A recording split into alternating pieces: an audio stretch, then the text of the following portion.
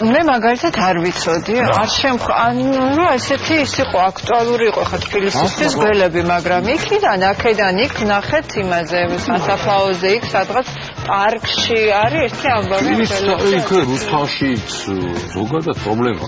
თბილისის შემოგარენში ზოგადად კი მე გამიგებ, არაერთი წელია პრინციპში არიან. შემოზოში არიან, მაგრამ ცხოვრობთ. სადაც თაგვები არიან, იქ გველები არ არიან. როგორ იყო ესა? სადაც ისინი არიან, იქ ისინი არ არიან. მოკლედ, მოდი მოვიწვიოთ სტომარი, რომელიც არ მოიწევთ მოვიწევთ. მე მინდა ჩვენს მიმაყურებელს უთხრა, რომ რატომაც გვინდოდა ერთ-ერთი მიზეზი გაგვეკეთებინა ეს თემა. ჩვენ ერთ-ერთ თანამშრომელს უნდოდა საკუთარ მამის საფლავზე ასვლა და იქიდან დაურეკა დამლაგებელმა და ხო შენ ვიცი ძალიან გეშინიაო გველებისა და მოდი თავი შეიკავე და ნუ ამოყვა. იმიტომ რომ ძალიან მოდებულია. მე ძალიან მეშინია გველების მოდელი. ეს არის ნორმალებული როგორც შხამიანები არც ერთი არ არის. Ons ხალხს მაინც ეშინიათ. ვცნობთ ყავისფერი რო არის, იმას ეძახიან ლორტოქსა, რა ზოგი რას ეძახის და მეტი წელი ვეგეტები არის. რამე ზომებს თუ მიმართავთ გველების? აზრი არ აქვს. რომ მიმართო ვინ მოვა და ვინ დაგიდება გვერდში. აზრი არ აქვს. ვის ეხება ამ პრობლემის მოგვარება? მერიოს ეთქობა. ისო შეკოსე მერიოს რა. კი, რამოდენიმეჯერ იყო ეგეთი შემთხვევა. ეს ბოლო წლებში უფრო მოხშირდა. თითქმის ყველა ამას უჩივის, რომ ზაფხულში სიცხეა და ასეთ ფერწარმავლები ძალიან ბევრი დარბიან აქ. საშიშია დიდებისთვის იმდენად არა, მაგრამ პატარებისთვის ხალხი მოდიან, ბავშვები მოყავთ. სულ რაღაც 9 საათის წინ ბავშვთან ერთად ვიყავი და ხა ბავშვი რამდენად არის ის, მაგრამ რო იცის რა არის გველი და ჩვენგან ძალიან ესე შეგვეშინა და კი იყო ადრე შემთხვევა, მაგრამ ხა ძალიან მომრავლდნენ. კი, ნამდვილად ჩვენ შეგვთა და საშიშია, შეგვეშინდა, ნუ არა.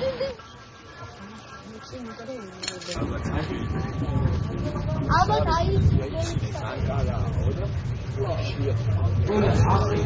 ყველაში რამოდენიმეჯერ ამოვდივარ და რავი, ბევრჯერ ხდება ხოლმე. ერთხელ შეგხვდა იქით ამხარეს ტყეში. მე არ მეშინია ზოგადად ხან გველების ეგეთი რაღაცების.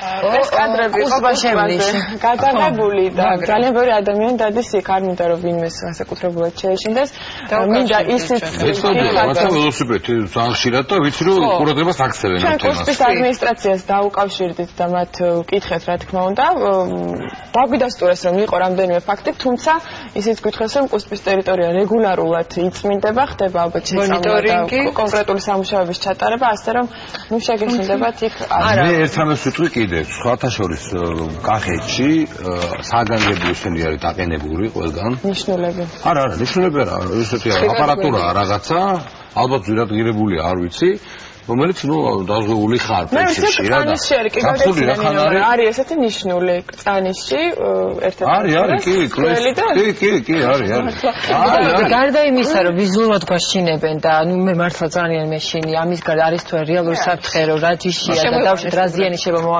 მიაყენოს ადამიანს მოვიწევს სტუმრებს ამაზე სასაუბრად ბატონი გივიკა ციტაძე ივანე ჯავახიშვილის უნივერსიტეტის პროფესორი და ტოქსიკოლოგი და თემურ გიორგაძე თბილისის საგანგებო სიტუაციების სააგენტოს უფროსი მომწანდით და გვიშველეთ. საშვილად არა გაქვს საქმე. უირაკაცია. მე პირველივე ფრაზა მომეწია. მოგესალმებით. სალამი ბატონებო დავდანით. აი მე ჩიკასგან გასხოვებით. Ui, დიდი მადლობა, გადაუდებელი თერაპია.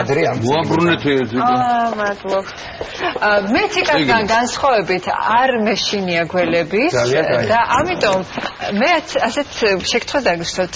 შეიძლება გველები მომრავლებულები არიან და შეიძლება ეს მათი ბუნება რო ზაფხულში უფრო მეტად ჩანან, მაგრამ რამდენად საშიში არის მათთან ერთად საცხოვრებლად. დიდი მადლობა მოწვევისათვის და მართლა კაი თემაა, იმიტომ რომ ეს პერიოდი მით უმეტეს ზაფხულის პერიოდი ყოველთვის არის აქტიობა ამ მიმართულებით და ჩვენთანაც ფიქსირდება ცოტა მომატებული ზარები ამ მიმართულებით. წინა წელთან შედარებით დაახლოებით 60-70 ზარი არის მომატებული გამოძახების. და ეხლაც ველოდები კი. და ვიცი ეხლაც რა ხდება დაახლოებით ქალაქში ცოტა რუსთაველზე ხანძარება. მაგრამ საშიში იქაც არაფერი არ არის აუცილებლად. გველები ახლა გეტყვით, რაც თავარია პირველ რიგში მე მინდა ჩვენი თბილისის მოსახლეობა დავამშვიდო იმ მიმართულებით, რომ ჩვენ თბილისში ჯერ არც აღმოგვიჩენია შხამიანი გველი, რასაც არის ერთი შხამიანი გველი არსებობს საქართველოში, ეს არის გიურზა, რომელიც არ ფიქსირდება თბილისში და არ აქვს ამ მიმართულებით გამოძახება, რაც კაია და მშვიდად უნდა იყვნენ ჩვენი მოსახლეობა, ფიქსირდება სხვა მიმართულების მქონე გველებთან მიმართებაში, მაგრამ ეს გველები არის საშიში არ არიან, რაც მთავარი ადამიანებისათვის. სიხშირე გეტყვი, მომატებულია ცოტათი, მომატებული, მაგრამ ეს იმას არ ნიშნავს, რომ გამრავლებულია და გამრავლებითაა მომატებული. ეს ამინდიდან გამომდინარე არის და ხო, ზაფხულში რა თქმა უნდა უფრო ჩანს და რომ ზამთარში ჩადის და ის ნაკლებად არის აქტიური, მით უმეტეს ზინავს და ეს გამოძახებები კიდე მინდა ვთქვა, რომ არანაირი საშიშროებას არ წარმოადგენს, 360 გამოძახება გვაქვს ახლა დაფიქსირებულია და არსად ისეთი არ ყოფილი. ხო, აი სამი თვის განმავლობაში. კი, ქვეწარმავების მიმართებაში გველებთან კონკრეტულად. და არც ისეთი ფაქტი არ ყოფილა, რომ ეხლა მაგალითად მე ვმუშაობ ერთადერთი განყოფილება არის სპეციალიზებული ტოქსიკოლოგიური, ეგრეთ წოდებული წმინდა მიქაელის ავადმყოფო. ყველა მიხეილის ავადმყოფოს ეძახის. და აი მაისიდან დაწყებული როცა დაიწყეს გამოღვიძება და აქტიურობა, სულ დაფიქსირდა კენტა 7 შემთხვევა მხოლოდ. 7 შემთხვევა კბენის, ხო? და მომართვიანობის კბენის შედეგად. ნაკბენით შემოვიდა 7 ავადმყოფო. და რა რომა ქვეწარმავალმა დაკბინა თქვენი პაციენტი? აქედან 7-დან 4 იყო გიურზა, 3 იყო. აბა გიურზა არა, მე დამამთავრებია. მათ ამ 7-დან არც ერთი არ იყო თბილისში. ის არ არის საშიში. აი, თბილისში არ იყო, მაგრამ სხვაგან არის ახლა კახეთის რეგიონში გიურზა როგორ არის კაცო. შეიძლება მეტი ალბათ მეტი იქნება. ეხლა იწყება. იქ ჯერ არ არის. მაისიდან იწყება და ივლისი აგვისტო აღწევს ის. გასაკუთრებით მარნეული, გარდაბანი, საგარეჯო, იქიდან უდაბნოა და იქ. მოდით რა ხა პრაქტიკული საჭირო შეებისთვის ჩვენ ტელემაყურებელს. ხალხ შეიძლება რომ გადავიყაროთ თვითონ გვესხმის თავს, ჩვენ თუ გავაღიზიანეთ თუ აი ეს ყველაფერი გითხარით რა. მე თბილისს გეტყვით, რომ უნდა იცოდნენ აუცილებლად ფიქსირდება უფრო ჩვენთან ზარები გარეუბნებში, ეს არის ისანის ამბორისკენ, გლდანისკენ და აქეთ ორთაჭალისკენ, ვინაიდან ორთაჭალას აქვს ისეთი მიმდებარე ტერიტორიები, სადაც არის ანუ აქ ძვირია არის არა აქ არ არის არც ერთი არ არის საშიში იმიტომ ვიძახი არის ანკარები არის ხოკერებია უფრო ძირითადად არის ნახევარმეტროვია უნებელია ეს არის უფეხებო ხვლიკი აჰა გასაგებია კბენას არა კბენს მაგრამ ნუ ეხლა ხვლიკის ნაკბენიც ცოტა მტკივნეულია მაგრამ საშიში არის მაგრამ მე მინდა ტელემაყურებლებს და ჩვენ მოსახლეობას მიმართ რომ ყველანაირ შემთხვევაში რანაირი შემთხვევაც არ უნდა იყოს მოკრა თვალი არ მოკრა თვალი დაინახა გძნობს რომ შეიძლება იქ იყოს ყველა შემთხვევაში ჩვენ უნდა დაგვიძახონ არავითარი რეაქცია სხვა თვითნებურად არავითარი დაჭერის მცდელობა ან რაღაც აქტივობა არ გამოიჩიონ ბატონო კი 112-ზე ჩვეულებრივად იქ დაფიქსირდება იქიდან ჩვენ გავალთ იქიდან ბატონო თემურ მე მაქვს თქვათ ბაღი ეზო რომელსაც რამოდენიმე ისე ხო ღობე კედელი და რაღაცა ნუ შემჩნევია ახლა ყოველდღე არა მაგრამ სეზონზე ერთხელ რატო გამოგიძახოთ იცხოვრო სადღაც არა გამოგვიძახეთ ჩვენ მობილიზებული ვართ ყველანაირად გადავამოწმოთ ტერიტორიას თუ იქ გაჩერებული იქნება დავიჭერთ და იმ ადგილს მოვაცილებთ აუცილებლად და მივიღეთ ყველანაირ პრევენციას მიღება შეგვიძლია ამ მიმართულებით და ამიტომაც ვიძახი რომ არავითარი თვითმოქმედება არავინ არ დაიწყოს ჯობია ისევ ჩვენ დაგვირეკონ და ჩვენ პრობლემა არ აქვს 10 ზარიც რო ერთად შემოვიდეს მაინც გავახსნათ აი თქვათ მოგვიწია ქალაქიდან გასვლა ავედით კახეთში სიტყვაზე და გვინდა მოვინახულოთ რომელიღაცა უდაბნო ჯერ გითხარით ეს გიურზა ვიცი გამოირჩევა თქვათ სხვა გველებისგან რომ მივხვდეთ ვიცნოთ ასე თქვათ სახეზე და რამდენად არის მტაცებელი ასე ვთქვათ ვესხმის გარეგანი ნიშნების საცნობა და ამას ახლა კოლეგა ძალიან ძნელია გარეგანი ნიშნების საცნობა ზომას ვერ ჩამშევთ იმიტომ რომ დახვეულია და ახლა მართალი გითხრათ მე როგორც ექიმს ცოცხალ გველებთან გაცილებით ნაკლები კონტაქტი მაქვს მე მაქვს კონტაქტი იმ ადამიანებთან ვისაც გველმა უკმინა მაგრამ აი ერთი შემიძლია ვთქვა რა ძალიან მნიშვნელოვანია აი შხამიანი და ჩვენთვის როგორც ექიმებისთვის ძალიან დიდი მნიშვნელობა გველი შხამიანია თუ უშხამო კითხულობ ხოლმე როგორ შეიძლება გავარჩიოთ გარეგნულიერი ძალიან ძნელია მაგრამ აი საინტერესო მომენტია რომ ყველა შხამიან გველს აქვს ორი ძირითადი კბილი ორი შხამიანი კბილი, რომელიც ერთდება, აქ არის არხი სპეციალური, ეს არხი ვერთდება შხამიან ჯირკვალს, როდესაც ეს კბილი შედის ქსოვილში, აწვება და ეს შხამი ბატონო, რო დააღეს ეს უკვე გვიანი ხო არა? გვიანია. და შედის შხამი უკვე ორგანიზმში, მაგრამ თუ არის აი ბელხოკერა და სხვა, იმას აქვს ძალიან ბევრი წვრილ-წვრილი კბილები. ანაბეჭდი აქ არის ორი. აქ ორია და იქ არის ორი დიდი კი არის ბევრი პატარა. ეს თქვენ უკვე ამბობთ იმას, როცა ნაკბელია. მე ვამბობ ესეთ რამეს გეკითხებით და იქნება ჩვენ ძალიან მოყურებას განუმარტოთ. რა ამბობს ყვებიან ეს ხალხი ვისაც კვეს თვითონ დააბიჯა ფეხი თქვა შემთხვევით ან ჯოხი მიარტყა ან გააღიზიანა ყველა ლაპარაკობს რომ თავდასხმა როგორც წესი რასაც შემეძახა არ ყოფილა ან ფეხი დააბიჯა ან ნუ დაჭერას იშვიათად ან გაუარა ან ფეხი გაკრა ან ყოველ შემთხვევაში ისეთი ამბავი რომ მიდიოდეს და გამოვარდეს საინახავსა ეძგება ესეთი რამე მნიშვნელოვნად აწევს და ბევრ შემთხვევაში ადამიანი ახლოს რო უახლოვდება ის თავდაცვის მიზნით აკეთებს ამ ეფექტ კმენას და აი მას უნდა ყურადღება ყოველთვის რომ დიდ ბალახებში მაგალითად ძალიან ხშირად იცი სადაც სასაფლაოებზე მაგალითად სადაც ის არის და აი ესეთი იმებს უნდა მოვერიდოთ საერთოდ და აი ეზოებშიც ბალახი უნდა გააჩეროთ საერთოდ დიდი ბალახი და ვინახე აი იქ სადღაც არის რას ვაკეთებ? გავგვივართ? არა, სანამ თქვენ დაგიძახეთ ხო გავარ? არსად არ გაიქცე ნელინა იმის მიმართულებით უწარყვათ რომ ის გვერდზე გაიწე პრობლემა ის არ წამოვა არასოდეს ეგრე არ რაღაცა ფეხი დავაზგია რაღაცა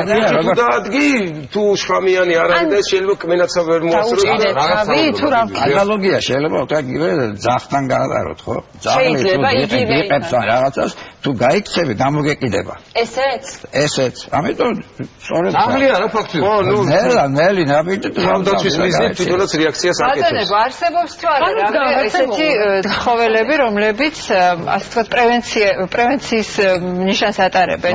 ზღარბი, მეყავს ეზოში ზღარბი, კატა, მანგუსტიზეა ლაპარაკი, მანგუსტი. მანგუსტის ვერვიშოვი საქართველოში.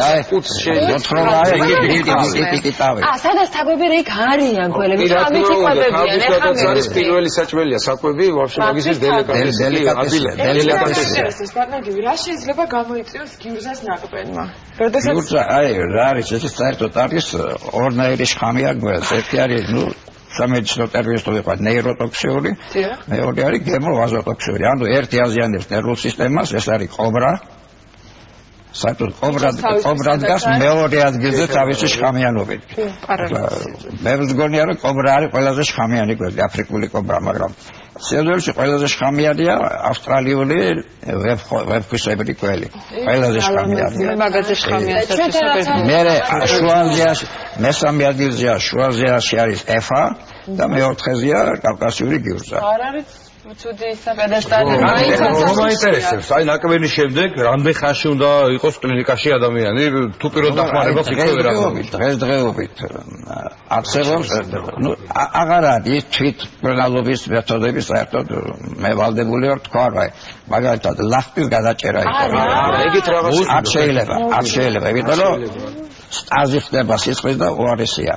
დასერვა იმ ადგილის არ შეიძლება.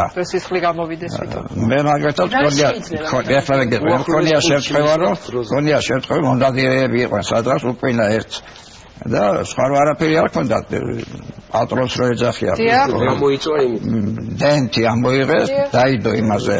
დაკენდაგეზე და მოუკიდა და ამოშამთა, მაგრამ ნუ ეს ამბობენ რომ აპაპურია მაგრამ ნუ ეხლა მაგას ვინ მიმართავს არა ეხლა არის შვატი კი გადარჩა ეხლა არის რეალური სამკურნალო საშუალება ერთადერთი შხამიანი გველის ეს არის შვატი რომელიც არის მხოლოდ სამედიცინო პუნქტებში სამედიცინო პუნქტებში არის საკმარისია ყველა ეგრეთ წოდებული რეგიონალური ცენტრი მე შემიძლია გითხრათ ეს არის ჯანდაცვის სამედიცინო სპეციალური დადგენილებით მიღებული ყველა რეგიონალური ცენტრი არის საზოგადოებრივი ჯანდაცვის ცენტრები და ამ საზოგადოებრივი ჯანდაცვის ცენტრებში ანტიგიურზაც არის ან მონოვალენტური ან პოლივალენტური. უახლოეს სამედიცინო პუნქტში იქ არ იქნება ეს ანტიგიურზა ხო? სამედიცინო პუნქტში სოფელში არ იქნება. რამდენი საათი მივისთვის რომ მივიდე იქ და ჩასტამიკეთებ? 24 საათი. ადამიანს შეუძლია. დებულება როგორი იცით? შვატი მით უფრო ეფექტურია, რაც მალე გეცემა. მაგრამ ეს მალე ცოტა ჭიმვადია. ხო. აგრეთვე 6 საათი ოპტიმალურია, 24 საათი უკვე. ამ ჩვენთან არსებული ამ გიურზას ნაკვენი მომენტალურ ლეტალურ შედეგს არ იწევს ესე იგი. ანუ დრო გაქვს რომ მიხვიდე, წახვიდე, მიხედო. მაგალითად გველგესლა ხო ითვლება შხამიან გველად, მაგრამ ну იმდენად სუსტი შხამია, ხო შედარებითია ყველაფერი. რომ შრაც ზოგჯერ არც კი საჭიროა შრატის გაკეთება, ზოგადი სამკურნალო. ეხლა კიდე რა მაინტერესებს, არის თუ არა ამ სითხის გარდა, თქვა ანტისანიტარიაც ამ გველების მომრავლების მიზეზი. ალბათ ზუსტად ვიცი, ჩემ ეზოში გვერდზე მშენებლობა არასოდეს რო არ დასრულდა ისეთი ამოთხრილი იმგენით რა ქვია საძირკველების და იქიდან შემოძრება გადადება. საცხოვრების რო ეძახიან რა. აი სადაც ალბათ ეს უფრო ხელს უწყობს. ის სადაც ნაგავიტრია, სადაც საშენ მასალები არის დაწყობილი დიდი ხნის და ის ასფალტზე და ბეტონზე უნებრივია. კარგად მოვილგაგრეთ. ხო და იქ ნახეთ ჩვენ დანადგარების სპეციალური აი ასტროლოგიის შატოების გარშემო არის, რომელიც ვიბრაციაზე თქოს რამდენად ეფექტურია. რამდენად ეხლა ვერ გეტყვით რომ ძალიან დიდ ეფექტს აძლევს, მაგრამ რაღაც მნიშვნელოვანი რაღაცა ფსიქოლოგიურადაც და რაღაცას აკავებს, მაგრამ ისეთი აი გოგირდის და არავითარ, იმიტომ ვიძახი თვითნებურად არავინ არაფერი არ უნდა გააკეთოს. თუ გიდის გოგირდის დაცვა, თუ გიდ როგორც წეგან ამ ბატონმა თქვა რომ უნდა გაიჭრა, გადაიჭრა, ესეთ რაღაცებს ყველამ უნდა დაანებოს თავი. გარეკონ 112-ზე ჩვენ ვიქნებით 5 წუთის განმავლობაში ჯგუფი ადგილზე იქნება 10 ზარის იღებთ, ანუ ვიციებით ყველანაირი ის აქვს საშუალებები ჩვენ რომ პრეჰოსპიტალური დახმარება. ყველანაირი შეგვიძლია იმ ტერიტორიას ბოლოს ნაკმენის შემთხვევაში, მაგრამ თვითონ გველთან ბრძოლის ჩვენთვის ნიშნავს ყოველთვის ადამიანებს თუ გველიათ მათთვის მნიშვნელობა არა. ჩვენთვის მნიშვნელობა შეამჩნიეთ ხო რაღაც დაგვირეკეთ აუცილებლად არ დაიწყოთ იქნებურად იმ ადგილს მერე დათვალიერება უნდა ტერიტორიის დათვალიერება უნდა ჩვენ საუბრობთ ძირითადად ახლა დედაქალაქის და მის შემოგარენზე რა ხდება რეგიონებში მათმა რა უნახრან იქ არის თუ არა ანალოგიური მომსახურება ვთქვათ ერთი წუთით მე გიხმარება ამ ხრივ დიდი სხვაობა აღმოსავლეთ და დასავლეთ საქართველოს შორის დასავლეთში ეს პრობლემა პრაქტიკულად არ დგას ნესტია და ნუ სხვა კლიმატი ეგეთი გარკვეული ჭირდება გარკვეული არეალი რომ იქ იარსებოდა აი სამაგიეროდ აღმოსავლეთ საქართველოს როგორც გითხარი აღმოსავლეთ საქართველოს აქეთ ის ცხელი კლიმატი რა იცავს მაგას? იქ ხო 5 წუთში ვერ გაჩნდებით. არა, იქ არ არის, ხო, ნუ იქ ეხლა ცოტა ისეთი ის არის, ვერ გეტყვით რომ 5 წუთში ჩავასავაშო და მაგას ვერ გეტყვით, მაგრამ ყოველ შემთხვევაში იმდენად იქ მაცხოვრებელი ადამიანი უკვე მიჩეულებიც არიან და იციან, ნუ უახლოეს პუნქტში თვითონვე მიდიან და თვითონვე იმასაკნება. დედაქალაქი იმდენ ჭიდრო და იმდენად სუსხვა რაღაცაა, დედაქალაქი კორპუსებია, ის არის და აქ სუსხვა მიმართულებებია და მეტეს თუ ზუსტად ვიცით თქვათ რომ აღმოსავლეთ რეგიონები არის უფრო ცხელი ესე ვთქვათ. არ შეიძლება სეზონურად რომ ვთქვათ რაღაც მობილიზაცია მოხდეს ესეთი თქვენი მსგავსი სამსახურების იქ რომ ხო ვიცით წინასწარ სადველოდოთ საფრთხეს რატომ არ ვუსაფრთხდებით იქვე არა იქ ეხლა რეგიონების მაგერად მე ვერ ვილაპარაკებ რატო არ ხდება შეიძლება ესე მაგრამ ხვალდაზე ალბათ ეგაც რომ გაძლიერდებიან რეგიონებისკენ აგველები უნდა გაძლიერდნენ ან რეგიონის მმართველობა მაგრამ იქ მე მგონი სამაშველო ჯგუფები იმდენად იმ სოფლის მოსახლეობაში იმდენად ვერ პრევენციებს ვერ გააკეთებენ თვითონ იქ ადგილობრივ დონეზე უნდა მოხდეს ამის კიდე უფრო მეტად სწავლება და უფრო მეტად შესწავლა. ხო, ბევრი რამე იცის ახლა შეიძლება ჩვენ პროფესიონალებს იმათ მოგვასწავლონ ისეთი რაღაც ამ მიმართულებით რომ ჩვენ საერთოდ შეხებაც არ აქვს. იმიტომ იქ ყოველდღიური შეხება აქვს და იციან რა უნდა გააკეთო. სხვა საშიში ქვეწარმავალი მოიპოვა? არა. ნუ მორიელებზე არა. ჩვენს დედაქალაქში ვარ. ჯიშის არა საქართველოში ეს არის მორიელი, მაგრამ ქართული მორიელი არ არის. წყალობით და ჩვენც არა მოწყალეა. დაფიქსირებულიც არა გვაქვს მორიელზე გამოცხადებული. რა კარგი, ამაში გაგვიმართა საქართველოს. ხო? ჩვენ ქართული მორიელი ღვთისმშობელი მორიელების სიზმარეა. ესე იგი, ჩამოყალიბდით იმაზე, რომ საგანგაშო არ არის გველების რაოდენობა ამ მომენტში თბილისში, რაც თქვით გიურზას ნაკმენების რაოდენობა არც ერთი დედაქალაქიდან არ დაფიქსირებულა და ყველა იყო კახეთში შეიძლება ასე ვთქვათ, შრატის შედეგად უვნებელი გახდეს მისთვის ეს ნაკმენი ადამიანები. როგორ? ის და ერთი შეიძლება მე დავუმატო რა გველი ასპაერად ისტორიულად, მითიურად, ლეგენდარულად არის რაღაცა მისტიური არსება, მისტიური არსება და მასთან კონტაქტისას ადამიანს არა მარტო ფიზიკური ტრავმა, არამედ ფსიქოლოგიური. აი ძალიან ბევრი შემთხვევა ყოფილა რომ ну ჩვენთან არა, მაგრამ აღწერილია ყოველ შემთხვევაში რომ დაუნახავს ადამიანს გველი გაქცეულა, არც უკენი, არც არაფერი და მოწამულა. არა, გარკვეული ფსიქიური სტრესის შედეგად გარკვეული ფსიქოლოგიური გათანხმებით გველი ალბათ თავს სოფლიოში გველი არის ის ქვეწარმავი რომელსაც ყველაზე მეტად ეშინია. მაგრამ აი ბობებზეც იგივე სიძახის სხვათა შორის. ბობებზე მე მეშინია თქო როგორ თქვენ დაიცადეთ რომ გველმა ასტუნა ევა დიახ როდიდან მოდის გველის კულტი ასე თქვა. კარგი, მოგეთ, ჩვენ მივიღეთ რაღაცა საჭირო ინფორმაცია, რჩევები როგორ მოიქცეთ, ამ რჩევებს შორის ერთ-ერთი იყო ის, რომ თქვა, ვისაც ეზოიანი სახლია, კარმიდამო აქვს მამულები, უნდა მოუარონ, გაკრიჭონ ბალახი, გალამაზონ და ზოგადად მარტო რეზინის ჩეკმა არის ძალიან. რეზინის ჩეკმა ხელთათმარების ეს მოვლილი კარმიდამო და ჩვენ ზუსტად ესეთი ერთ-ერთი ძალიან მოვლილი ეზო კარი გვინდა ნახოთ, რომელიც გაჩვენოთ, რომელიც ნიატყეშვილაშვილმა აღმოაჩინა და მოგიწევთ, რომ ყველა მასე მიხედოთ თქვენს ირგვლივ გარემოს. იწყება და მუშაობით ვრგავ ამებს ლამაზად ვაკეთებ, აქეთ ამოვყრი, აქეთ დავდგავ კარგს, იქითაც ლამაზებს გავაკეთებ, თუ რამე ზედმეტი ბალახია, ყველას ამოვყრი, ასე ვაკეთებ და მუშაობ და მთელი დღე მუშაობ. მთელ დღეს მუშაობაში ატარებს. 74 წლის ნუნუ მიქავა უკვე 4 წელია მოსკოვის პროსპექტზე ცხოვრობს და მისი საცხოვრებელი ადგილი ყველასგან გამორჩეულია. სამხედრო ნაწილის გვერდით ქალბატონმა ნუნუმ თავისი ინიციატივით ბაღი გააშენა. აქ რომ მოვედი ძალიან სწორად არ მივიღო და უსიამოვნება იყო, ძალიან უსიამოვნება. ხო და პირველ რიგში აზრად მომივიდა რომ სამხედრო ნაწილი დგას. ჯარი აქ არის, მაგის მშობლები მოდის, ცენტრალური ქუჩა, კუთხის ბინა და ეს უნდა გავალამაზობები და გავალამაზებდი და მოვინდომე რაც შემეძლო. ბევრნილი ვარ და ბევრი არ შემიძლია, მაგრამ რაც შემეძლო შეიძლება ის დაგვარად გავაკეთე ეგი.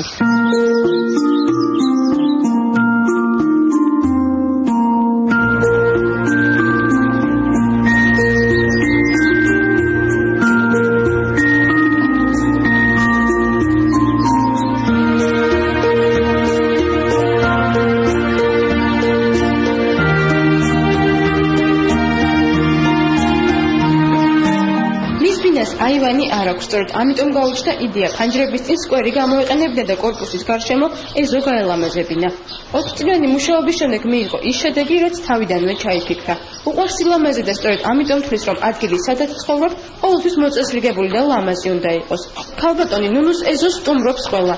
იცნობენ მთელს ქუჩაზე და ხშირად ცდილობენ მიბაძონ კიდეც. აივანი არა მაქვს, თორემ უფრო უჭეცად მომინდომებდი, მაგრამ აივანი არა მაქვს.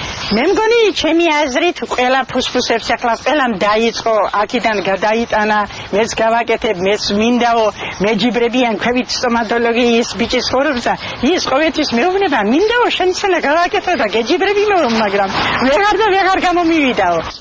უყვარს წიწვოვანი მცენარეები, მაგრამ ბევრი არ აქვს. სამაგიეროდ სხვადასხვა ჯიშის ყვავილებს ახარებს. მეზობლები მის ბაღს ედემის ბაღს ეძახიან. მეზობლები ეძახის ედემის ბაღს. ედემის ბაღი არისო. შენ ვერ წამომიდგენიაო ცოტა შაცვლება რომ კონდესო, არ ნახვი რაღაცას გააკეთებო.